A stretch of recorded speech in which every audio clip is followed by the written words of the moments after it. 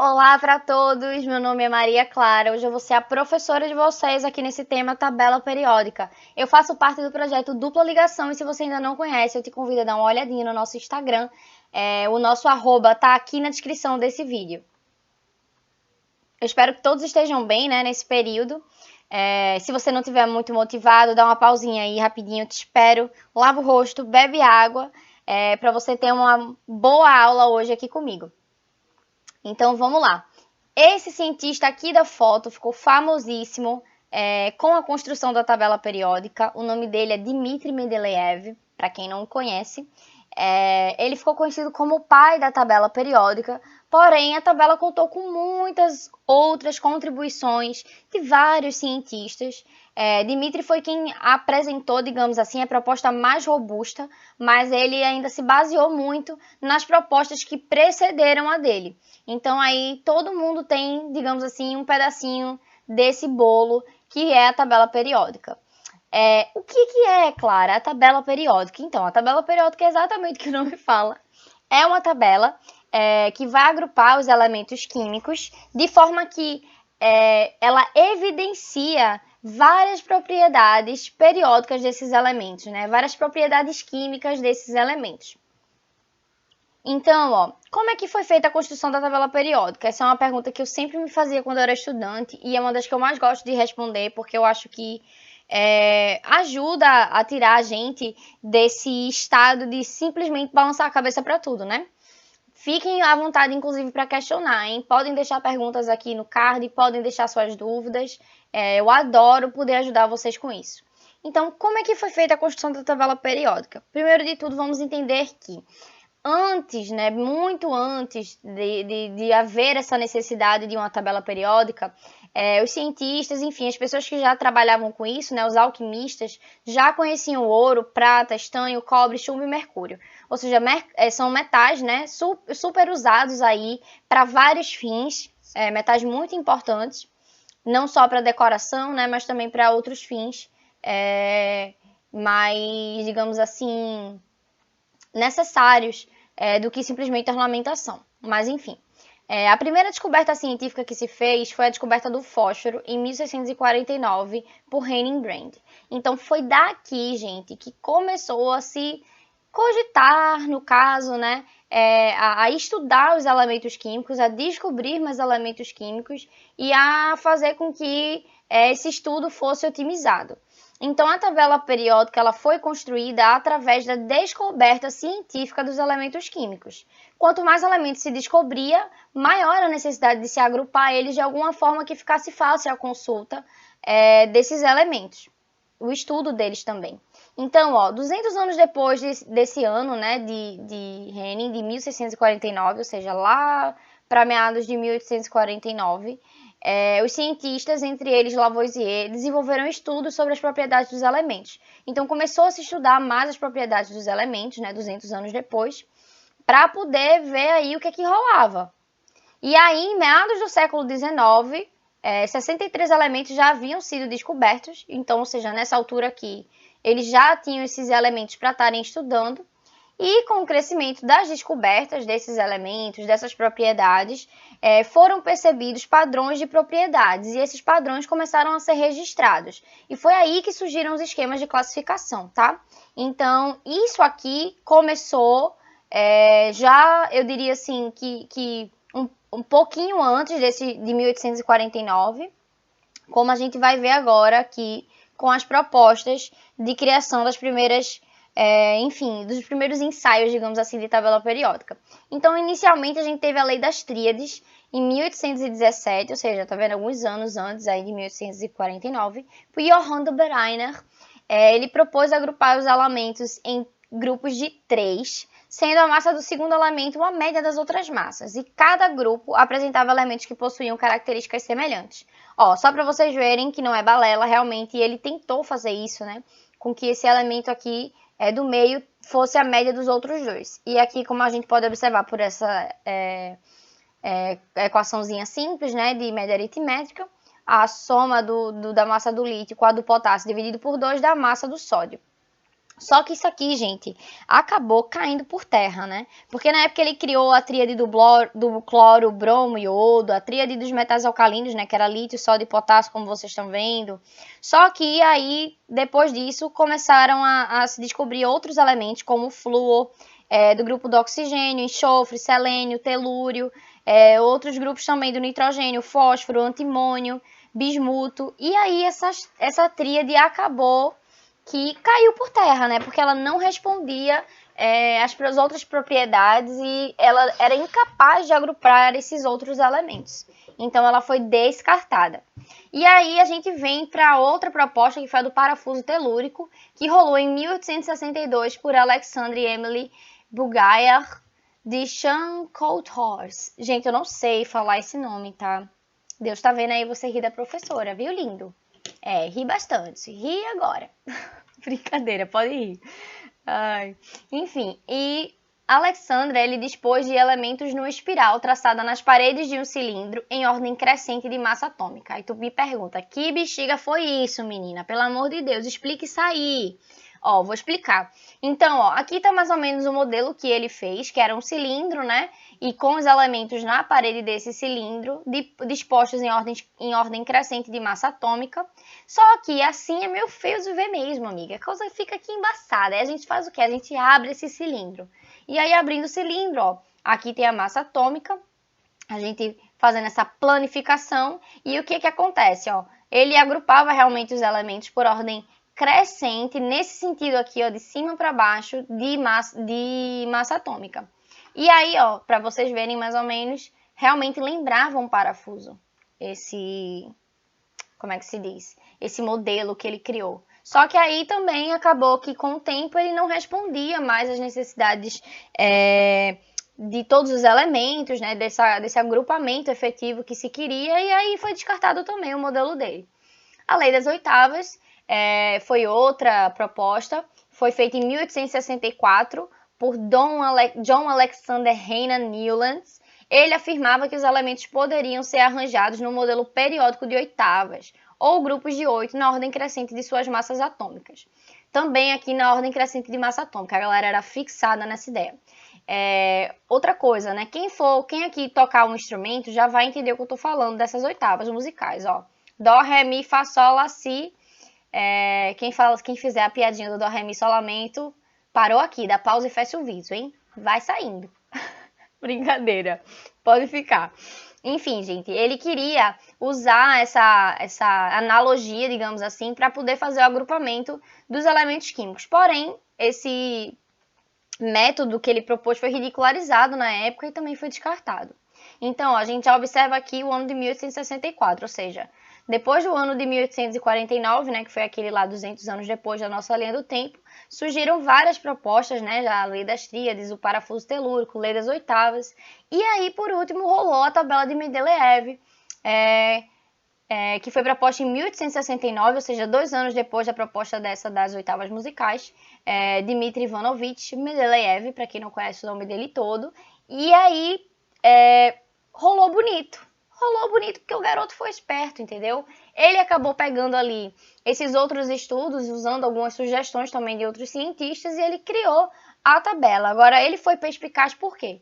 Porque ele pegou uma carta, ele criou, na verdade, uma carta para cada elemento. Imagine que você pega uma carta de tipo de baralho e você risca nessa carta o símbolo do elemento, a massa atômica, as propriedades químicas e físicas. E aí ele cria uma espécie de quebra-cabeça. E ele vai organizando esse quebra-cabeça em ordem crescente das massas atômicas. De novo, em ordem crescente das massas atômicas. Rolava uma coisa assim, né? Acho que intuitiva. Ou então eles tinham realmente um motivo para fazer dessa forma, até porque os caras eram super inteligentes. Enfim, então, de novo, ó, ordem crescente das massas atômicas. Isso aqui, gente, é uma deixa para vocês, porque a maioria das propostas de tabela periódica utilizavam esse critério aqui na hora de organizar os elementos. Então, passa o marca-texto para tu não me esquecer. E aí foi que se formou a tabela periódica. Aqui, ó, a gente tem mais ou menos como era a tabela periódica que ele propôs na época. Óbvio que isso aqui está computadorizado, né? Ninguém tem como chegar lá, pegar o papel que Mendeleev escreveu, imagina, isso estaria no museu.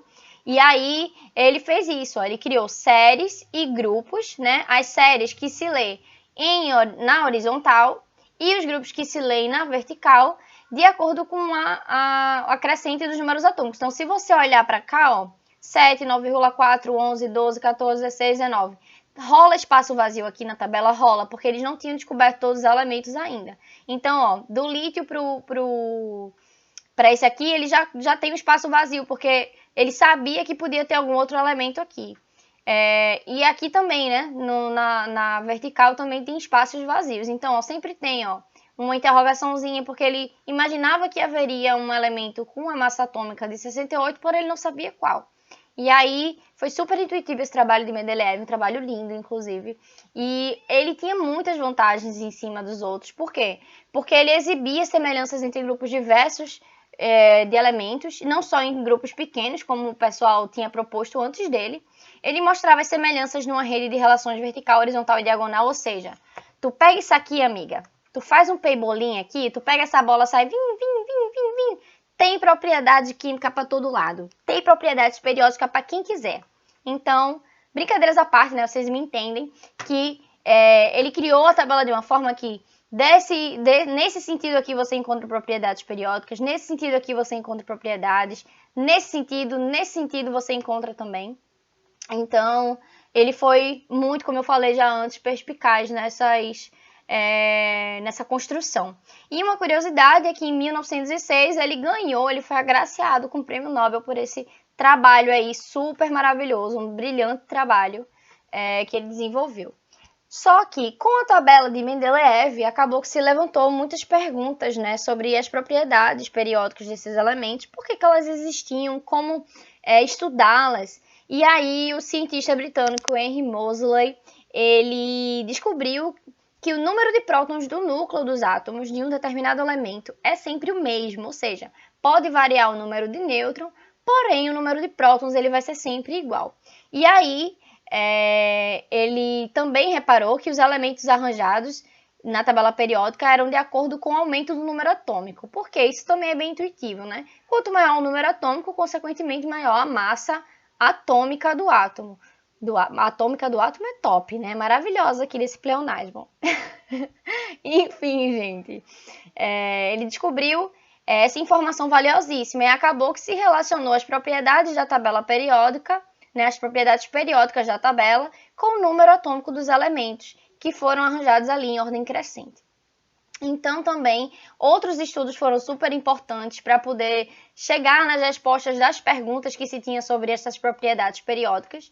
E algumas delas estão aqui para vocês nesse slide. E ele fala assim: a lei periódica dos elementos foi respondida conforme os cientistas desenvolviam e entendiam a natureza eletrônica dos elétrons. Ou seja, quando começou a se estudar os elétrons, começou a se entender muito mais do comportamento dos elementos e dos átomos. E aí os estudos que mais deram essa forcinha foram os estudos de Niels Bohr sobre a organização dos elétrons em camadas. Então a gente estudou lá, né, as camadas do átomo, em que a gente encontra os elétrons na camada K, L, M, N, O, P, Q, ou 1, 2, 3, 4, 5, 6, 7.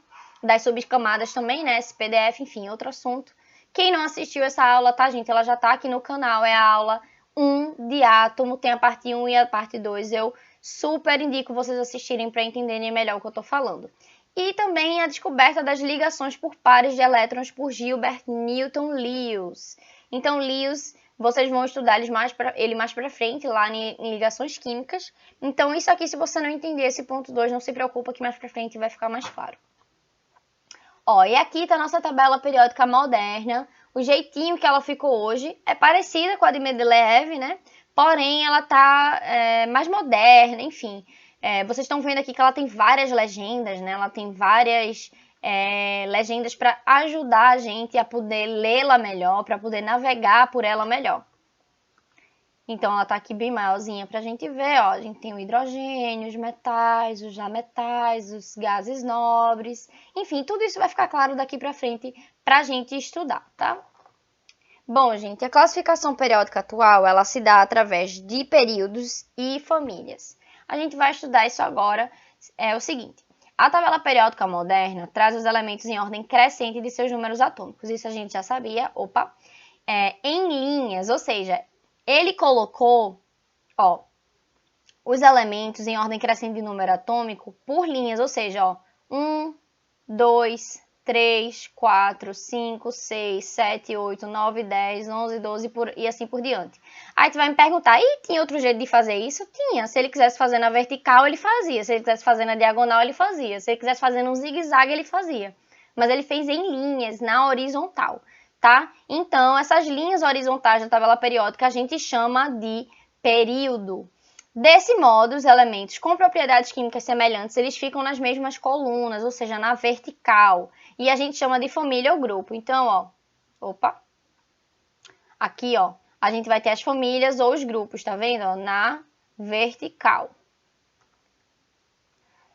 Desse modo, a gente vai passar para o próximo slide, que é o que vai falar melhor pra gente sobre os períodos. Então, ó, tá vendo os períodos da tabela, ela tá em branco aqui só para vocês entenderem melhor. Os períodos vão do 1 até o 7, sendo que esses aqui, ó, também são períodos, tá, gente? Esse aqui é o período 6, esse aqui é o período 7. Tá vendo esse ganchinho aqui? Isso aqui é como se fosse uma gaveta. Eu consigo abrir e fechar. Quando eu abro, a gente encontra esse plus aqui, né, desse período 6 e 7, que é a série de latanídeos e dos actinídeos. A gente vai ver também um pouco melhor depois. Então, ó, os elementos do mesmo período possuem átomos com o mesmo número de níveis eletrônicos ocupados no estado fundamental. O estado fundamental é o estado em que todos os elétrons do átomo estão dispostos nos níveis mais baixos, ou seja, é o estado em que os elétrons daquele átomo estão ocupando o menor estado de energia. Então, se eu pego todos os elementos aqui do mesmo período, por exemplo, do período 1, do período 2, do período 3, 4, enfim, analiso por período, eu vou ver que eles vão possuir o mesmo número de níveis eletrônicos. Ah, Clara, mas como é que a gente vai conseguir conferir isso? Aqui não tem nenhum Mendeleev, não. Calma, gente. É só fazer a distribuição eletrônica. Pela distribuição eletrônica, a gente sabe o número de camadas, a gente sabe qual é a camada mais externa que o elétron está, enfim. A gente consegue muita coisa com a distribuição eletrônica e vocês já aprenderam isso na aula passada. Então, mais uma vez aqui, só para a gente dar uma visitazinha, para ficar uma coisa bem fixada por vocês. Aqui a tabela, ó, os períodos, tá vendo aqui? Ó, vai de 1 a 7 e esses daqui também são os períodos 6 e o período 7. Então, ó, para saber qual período pertence a um elemento, basta realizar a distribuição eletrônica identificando o seu número quântico principal, n. Então, já tinha falado isso agora e estou repetindo. Qual é o número quântico principal? Meu Deus do céu, que coisa difícil. Não, gente, calma. O número principal eu vou mostrar aqui para vocês num remember, digamos assim, para vocês pegarem de volta da memória de vocês, porque vocês viram isso também na aula passada. Então, o número quântico principal é esse número aqui que vem na frente, ó, quando a gente faz a distribuição eletrônica, né? 1s1, 2s2, 2p6, 3s2, 3p6, 4s2, enfim. Ó, tá aqui, tá vendo? Ó? Pelo diagrama de Linus Pauling, a gente consegue fazer a distribuição eletrônica. E aí, essa distribuição eletrônica, eu vou ter nela o meu número quântico principal, a quantidade de elétrons no subnível e número quântico secundário. Pra gente, nesse caso aqui, a gente vai fazer a distribuição eletrônica e vai mirar na camada mais externa, né? É a camada mais externa que vai interessar pra gente. Ah, claro, e qual é a camada mais externa? Por exemplo, se eu tiver uma distribuição eletrônica de um elemento que tem o número atômico igual a 10, no caso, eu vou ter 1s2, 2s2, 2p6. Qual é a minha camada mais externa? Não é a 1, né? A minha camada mais externa é que tem um número maior, então é a minha camada 2, certo? E o meu elétron vai estar no subnível, nesse caso aqui, no subnível P, e vai ter uma quantidade de elétrons nesse subnível igual a 6, nesse exemplo dos 10, né? Então, ó, gente, se vocês não tiverem se vocês tivessem esquecidos disso, agora foi hora de lembrar. E outra coisa aqui, ó, o hélio, gente, é uma exceção a essa regra, tá? Por que ele é uma exceção a essa regra? Porque ele tá lá localizado na família 18, porém a distribuição eletrônica dele é 1s2. Então, ele vai acabar sendo uma exceção a essa regra aqui da distribuição eletrônica, tá? Porém, essa regra vai servir para qualquer outro elemento. Só o hélio que é essa exceção à regra. Então, um exemplo aqui, ó. A qual período pertencem os elementos fósforo e gadolínio. Então, vamos lá para a resolução. A gente sabe aqui, ó, o número atômico de cada um deles, então a gente vai fazer a distribuição. Pela distribuição, eu tenho que o fósforo vai ser 1s2, 2s2, 2p6, 3s2, 3p3. Ah, claro, como é que eu sei a hora de parar? Porque todos esses numerozinhos, esses índices aqui, tem que somar o número atômico do fósforo, né? Que é equivalente ao número de elétrons que ele tem. Então, somou 15 e é hora de parar. Então, ó, qual foi minha camada mais externa? Foi a 3. E aí, ele tá no meu terceiro, desculpa, a gagueira momentânea, no terceiro período. O gadolínio, esse nome é incrível, né, gente? Eu adoro esse elemento, acho o nome dele incrível, porque, sei lá, um nome, né, diferentão, enfim. O gadolínio tem massa atômica, tem número atômico igual a 64. Então, a gente vem aqui, ó, e faz a distribuição dele. E, pela distribuição, a gente sabe que ele está no sexto período. Cuidado, tá, gente? Porque aqui, ó, a distribuição acaba em 4F8. Se você vier aqui no finalzinho olhar, você vai quebrar a cara. Você tem que olhar qual é o nível mais externo. E nem sempre o nível mais externo vai estar no finalzinho da distribuição, por conta do diagrama de Linus-Pauling. Então, ó, o período que ele vai estar é a camada mais externa, que é a camada 6. Então, ele está no sexto período da tabela periódica. Bom, gente, no estudo das famílias, elas vão ser as linhas verticais da nossa tabela. Então, tá vendo aqui, ó, a indicação? Eu vou ter família de 1 até a 18. É família para acabar, entendeu? De vez aí com a nossa sanidade. Mas é isso, vamos embora que vai dar certo. Nas colunas estão os elementos com propriedades químicas parecidas. Então, se eu pegar aqui a família 1, pegar todos esses elementos, eles vão ter propriedades químicas muito parecidas. Da família 2 igual à família 3, a 4, a 5, a 6, a 7 e por aí vai.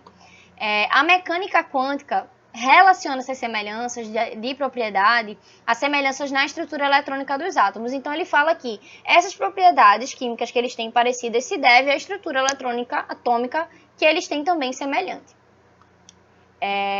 Além da numeração, as famílias elas podem ser chamadas também por nomes diferentes, no caso, né? Pelo nome do primeiro elemento do grupo. Então, por exemplo, se eu tiver aqui, ó, um exemplo aqui dos metais alcalinos, né? Que é o número da família de grupo... Eita, é a família de número 1. Então, eu vou ter os metais alcalinos e aí eu tenho, né? O lítio, o sódio, o potássio. Mas eu posso simplesmente falar aqui que essa família é a família do lítio. E não vai estar errado, tá bom? Algumas famílias, por razão de nível de importância, possuem nomes triviais. São nomes não sistemáticos, tá, gente? São nomes em que ficaram convencionados, né, por conta de algumas propriedades e é interessante vocês saberem porque vocês podem se deparar com elas aí em provas, mesmo elas não sendo oficiais. Então, ó, os nomes especiais que vocês precisam memorizar, que é interessante memorizar, são os números das famílias 1, 2, 15, 16, 17 e 18. Ó, a família 1 ganha um nome especial de metais alcalinos, que são esses aqui os componentes da família.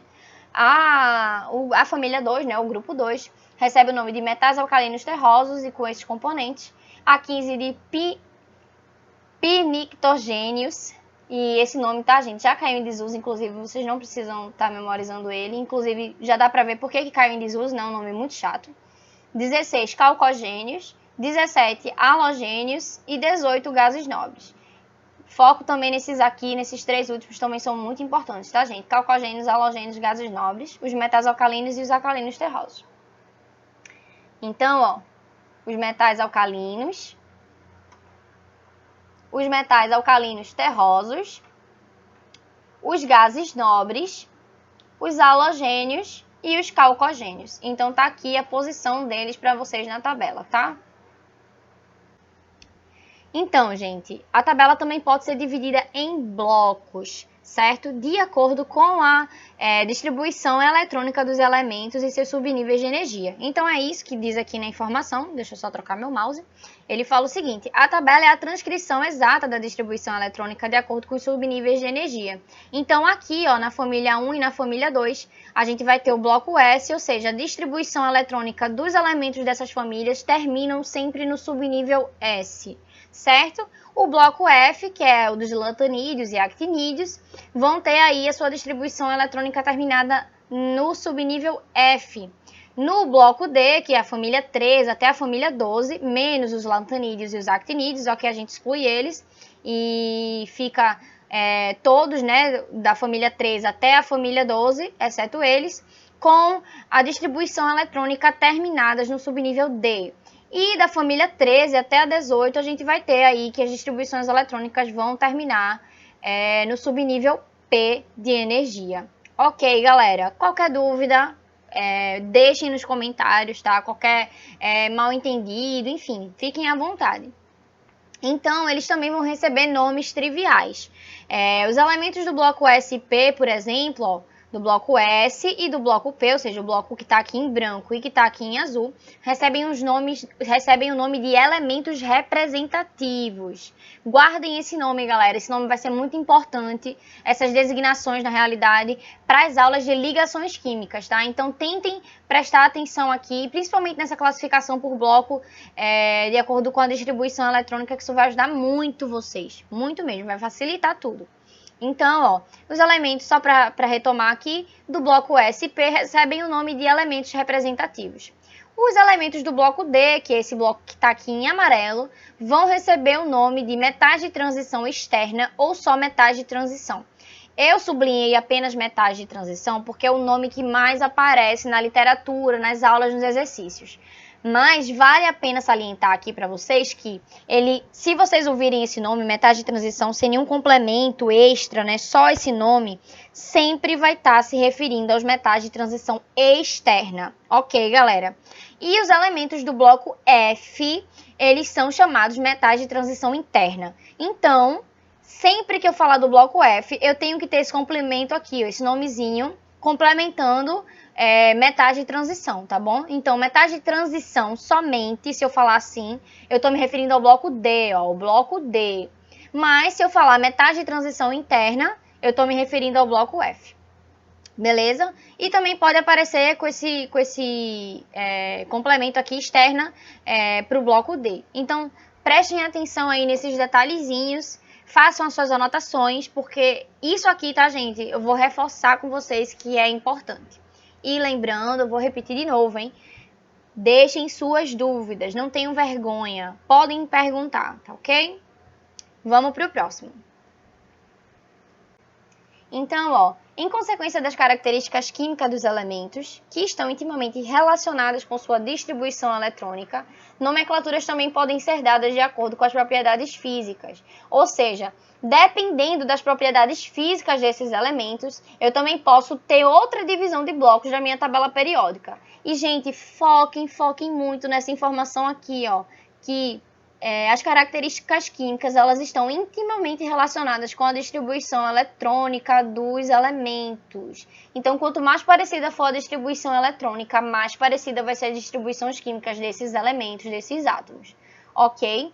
E aí, ó, se eu fizer essa divisão dos blocos de acordo com as propriedades físicas, eu vou ter uma cara nova aí para essa tabela.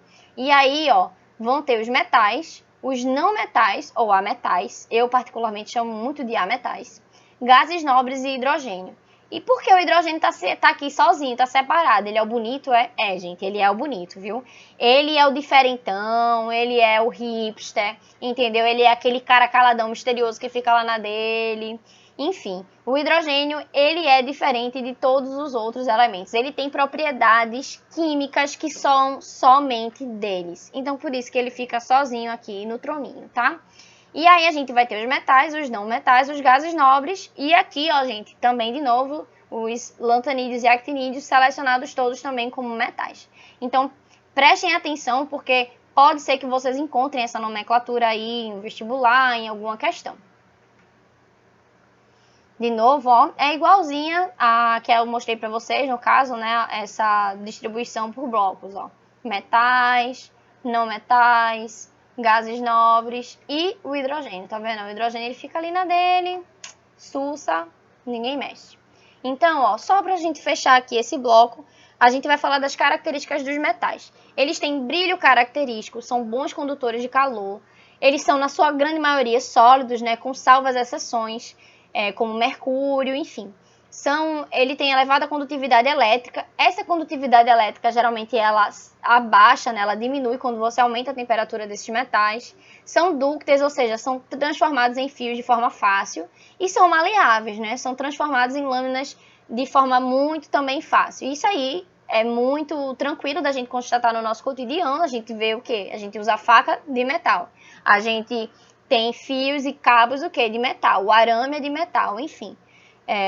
Hoje em dia existem outras tecnologias de lâmina, de cerâmica, por exemplo, existem, mas os metais, eles ainda são a grande maioria por conta dessa sua maleabilidade. Os ametais, eles vão possuir propriedades diametralmente opostas à dos metais. O que é que isso quer dizer? Que vão ter algumas diferenças aí, ou seja, eles não apresentam brilho metálico, não são bons condutores térmicos nem elétricos, muitas das substâncias simples formadas por elementos ametálicos são gasosas, e na forma sólida não apresentam a elevada ductibilidade ou maleabilidade típicas do metal, ou seja, tudo que o metal é, o ametal não é. E tudo que o ametal não é, o metal é, ou seja, são contrárias aí às características. Os semimetais, eles vão possuir propriedades intermediárias às dos metais e às dos ametais. Então eles ficam nem lá nem cá, é aquela galera que está em cima do muro, entendeu? Aquela galera que não quer se resolver, e aí fica ali, meio lá, meio cá, meio cá, meio lá. Então, elas são semicondutores elétricos e também semicondutores térmicos. Não são bons condutores, mas também não são mau condutor. O bichinho tá ali, entendeu? É aquela coisa que, né, dá para o gasto. Os gases nobres são gases, são elementos, né, que têm também propriedades bem únicas e eles possuem átomos com octeto, à exceção do hélio, né, completo. Isso aí a gente vai entender também lá para a ligação química, eu estou citando só porque pode ser que vocês deem de cara com isso aqui em alguma questão de tabela periódica. Apresentam uma baixíssima reatividade química, aparecem na natureza na forma de gases monoatômicos, ou seja, de um átomo só, e dificilmente formam compostos. Eles são muito estáveis, então eles não vão estar reagindo facilmente com outros elementos, tá? Eles já foram chamados de gases raros ou gases inertes, e esses elementos não aparecem na tabela de Mendeleev, porque eles ainda não tinham sido descobertos, né? Os gases nobres, eles ganham esse nome, como eu falei para vocês, porque são todos gasosos, os elementos que compõem essa família, e eles têm características só deles, e por isso o nobre no nome aí. E o hidrogênio, que não se enquadra em nenhuma das classificações anteriores, porque o cara é diferentão, né, amor? Deixa ele quietinho. Depois a gente vai falar melhor do hidrogênio, em outros momentos. Então, aqui acaba a nossa primeira parte. Eu vou estar com vocês também na segunda. Nessa segunda parte, eu preparei vários exercícios bacanas para a gente estar discutindo. E também o restinho desse assunto, que é propriedades periódicas. Então, não deixa de ver a próxima aula, tá? Um abraço para todo mundo, que todos fiquem com muita saúde e tranquilidade para a gente lidar com todos os problemas do nosso dia a dia. A gente sabe que nem tudo é fácil, né? Tchau, tchau, até a próxima!